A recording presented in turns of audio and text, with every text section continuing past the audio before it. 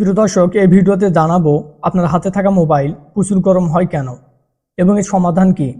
Phone গরম হলে phone hang করে এবং ফোন স্লো হয়ে যায়। তাই এই ভিডিওটি শেষ পর্যন্ত দেখলে আপনার এই ধরনের সকল সমস্যার সমাধান হবে। প্রথমে জানা যাক ফোন কেন গরম হয়। আগে সমস্যাটি কী কারণে হয় সেটি জানতে হবে। ফোন গরম হওয়ার বেশ কিছু কারণ রয়েছে।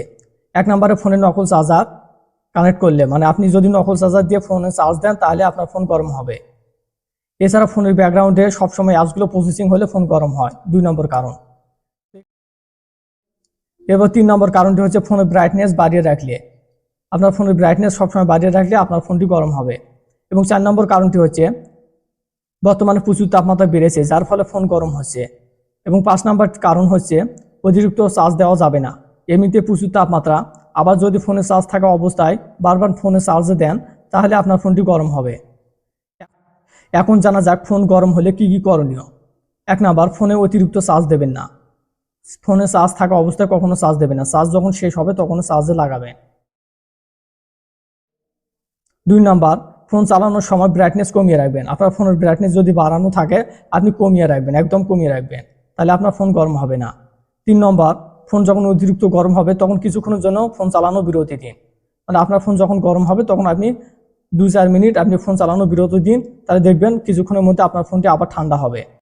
4 নাম্বার, ফোন মাঝে মাঝে রিস্টার্ট দিন। আপনার ফোন যখন অতিরিক্ত গরম হবে তখন কি করবেন, এখানে আপনি আপনার পাওয়ার বাটনটি কিছুক্ষণ চেপে ধরে এখান থেকে রিস্টার্ট অপশনে ক্লিক দিয়ে এখানে রিস্টার্ট দেবেন, তাহলে আপনার ফোন ঠান্ডা হবে। এটি মাঝে মধ্যে করবেন, দিনে 1 বার অথবা সপ্তাহে 2-3 বার করবেন। এবং 5 নম্বর হচ্ছে ফোনের কভার খুলিয়ে রাখবেন যাতে ফোনের ভিতরে বাতাস প্রবেশ করতে পারে।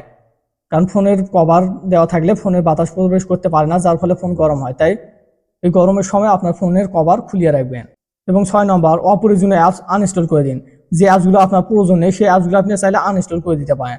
তো যে অ্যাপসগুলো শুধুমাত্র প্রয়োজন রয়েছে সেগুলো আপনি রাখবেন।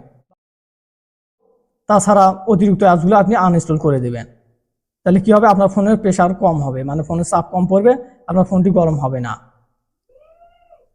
এছাড়া আপনার ফোনের ব্যাকগ্রাউন্ডে যে অ্যাপসগুলো প্রসেসিং হচ্ছে সেগুলো আপনি ক্লোজ করে দেবেন। তার জন্য এখানে 3 লাইন অপশনে ক্লিক দিয়ে এখানে দেখতে পাচ্ছেন অ্যাক্টিভ ব্যাকগ্রাউন্ড, এখান থেকে আপনি ক্লোজ করে দেবেন। এখানে স্টপ অপশনে ক্লিক দিয়ে আপনার ব্যাকগ্রাউন্ড থেকে আপনার প্রসেসিং হওয়া অ্যাপসগুলো ক্লোজ হয়ে যাবে। তো এইভাবে সম্পূর্ণ প্রসেসগুলো।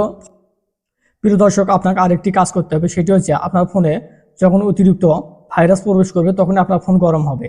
তাই আপনার ফোনে কোনো ভাইরাস রয়েছে কিনা এবং থাকলেও কিভাবে স্ক্যান করে ডিলিট করবেন সেটি এখন দেখাবো। তার জন্য ভাইরাস স্ক্যান করার জন্য বা ডিলিট করার জন্য আপনাকে একটি অ্যাপস ইনস্টল করতে হবে। অ্যাপস ইনস্টল করার জন্য আপনি আপনার ফোনে প্লে স্টোর যাবেন।